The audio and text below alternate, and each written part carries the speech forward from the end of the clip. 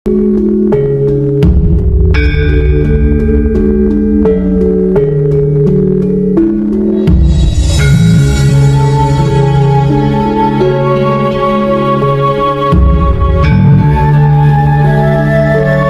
itu di almari saya itu ada gunungan, lalu ada butonya dua kiri di kanan, itu adalah di Singosari itu.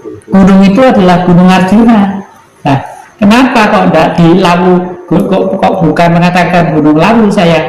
Karena Lawu itu adalah petunjuk sifat kesucian, itu Lawu, Lewi tadi itu. Tapi Arjuna adalah pusat sentral peradaban, karena baik Gunung Lawu atau Gunung Arjuna itu sebenarnya adalah gunung sakral dan ritual. Gunung Lawu untuk apa? Gunung Lawu untuk tempat terakhir binatang-binatang yang bersayap terbang, masa terakhirnya pasti pengen mati di puncak Gunung Lawu.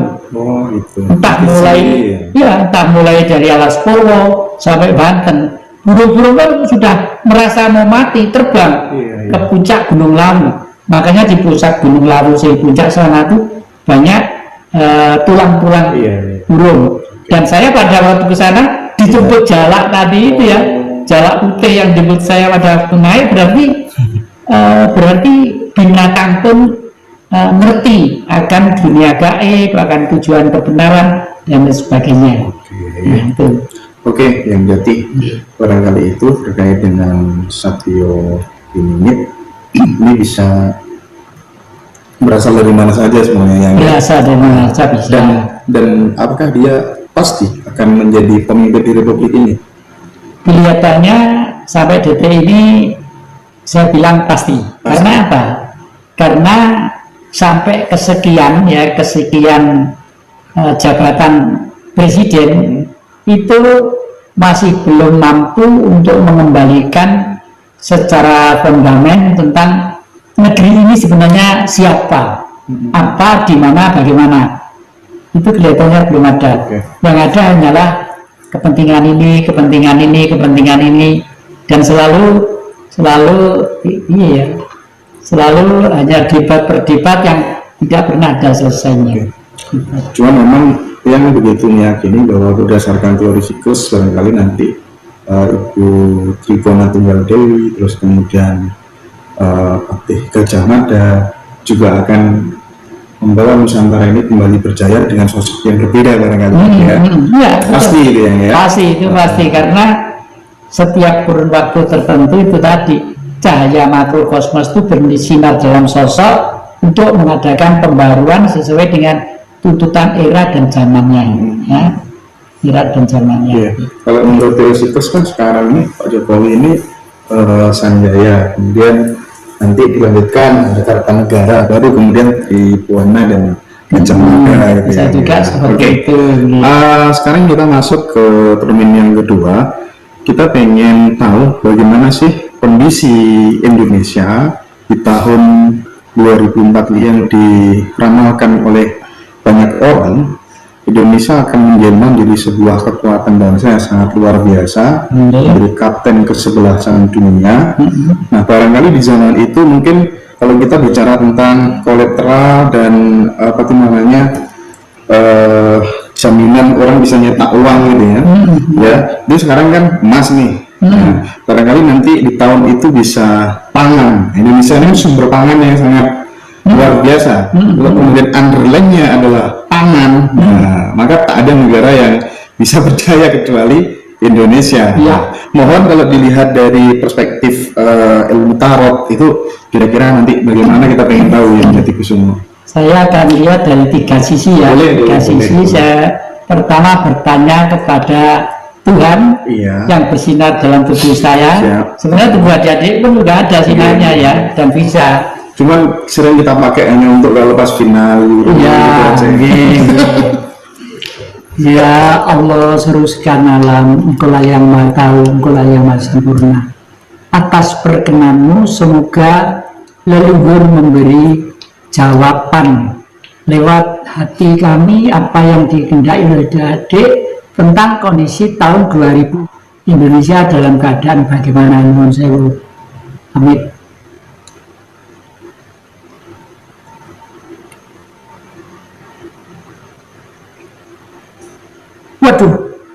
halus positif, halus ke kanan. Nah sekarang dibuktikan yang kedua pakai kitab suci. Coba di kitab suci ya Pak, Al-Quran.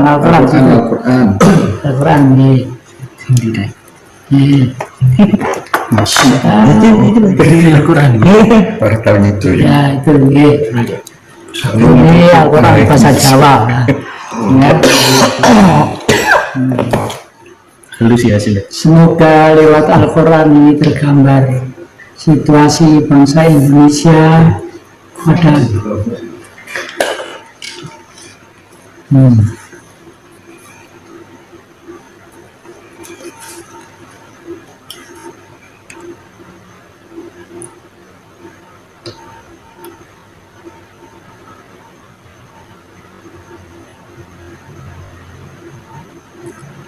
ini deh, kalau ini apa ini? Baca Kak. Ini, Iya. ini apa ini? Coba. Ini. Net ya. Ini. Ing dino iku langit rusak ajur krono dino iku janjinin Allah mesti bakal kalakon. Ini Al-Quran ini ya. Sayoto dawing Allah iku dadi pepeling mulos sapa wonge kang gelem monggo sira padha nambah dalan kang dadi keparing Allah pamirane. Pirang-pirang pituduh. Ya benar kan, jadi sama kan tangan saya dengan ini sama. Karena apa? Karena Allah sang maha tahu, maha benar, maha kuasa itu tidak mungkin menyiksa umatnya, itu tidak mungkin. Nah kalau umatnya sekarang tersiksa karena ekonomi, karena politik, kan ulah manusia sendiri. Dan pada waktu tahun itu Allah tuh sudah memberi sebagaimana janjinya, ya janjinya bahwa hidup itu harus damai, sejahtera dan lain sebagainya dan sebagainya. Oke. Sama ya. Sekarang dengan tarot, dengan kartu tarot. Ini 6 orang.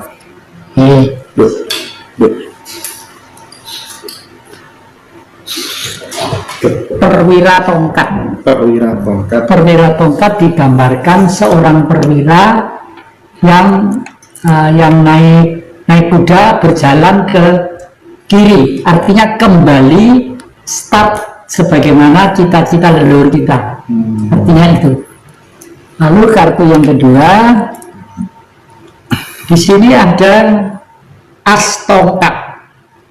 Di angkasa ada energi yang hebat yang belum diturunkan terhadap kita. Ini masih di angkasa, ya. Mungkin sesuai dengan apa yang diobrolkan kakek tadi itu, kalau itu ini. Jadi ada mujizat yang akan turun. Ini as, kartunya kartu pedang as ini, as pedang. Ya.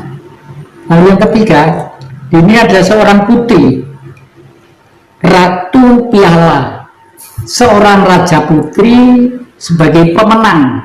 Jadi kalau tadi Mas Indra berkaya bahwa Sang Tribuana Tunggadewi akan lahir kembali memimpin negeri ini, siapa tahu kalau memang iya ya. Nah, tetapi di sini ada dalam orang baru keluar dari rumah, tapi justru waktu keluar dari rumah kelihatan gelap.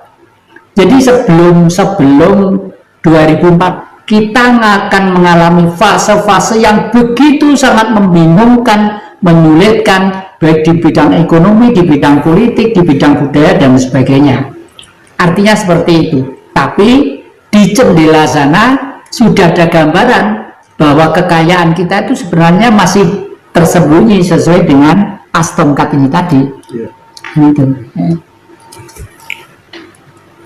Nah ini ratu koin, karena sang ratu nanti itu adalah kunci kesejahteraan di mana masyarakat dan bangsa ini akan ayem, tentrem, gemah ripah, lok jinawi. Bahasa Pak Dalangnya seperti itu ya. Kartu terakhir apa ini? Nah, ini ada seseorang yang menyeberang naik perahu mau ke suatu lembah. yang dikayalkan lembah itu di sana di sana ada kehidupan, rumah-rumah, pohon-pohon, hutan-hutan yang baik kayalan kita. Untungnya perahu itu dilindungi oleh kekuatan gaib. Jadi bangsa kita itu seperti yang saya sampaikan tadi itu, bangsa kita itu dilindungi oleh kekuatan gaib sejak dulunya. Peralihan 700 tahun sekali ini justru malah gaib lah yang sekarang action, bukan politikus, bukan manusia, bukan ahli politik dan sebagainya ini ya. Tetapi di dalam perahu selalu ada orang misterius berbaju hitam yang nyingkur ini membelakangi kapten kapal. Jadi logis lah, setiap manusia, tiap bangsa itu selalu ada orang-orang, kelompok-kelompok yang sebenarnya tidak sependapat dengan cita-cita tadi itu. Dan untuk itu kakek ini sudah jauh-jauh mempersiapkan alternatif sistem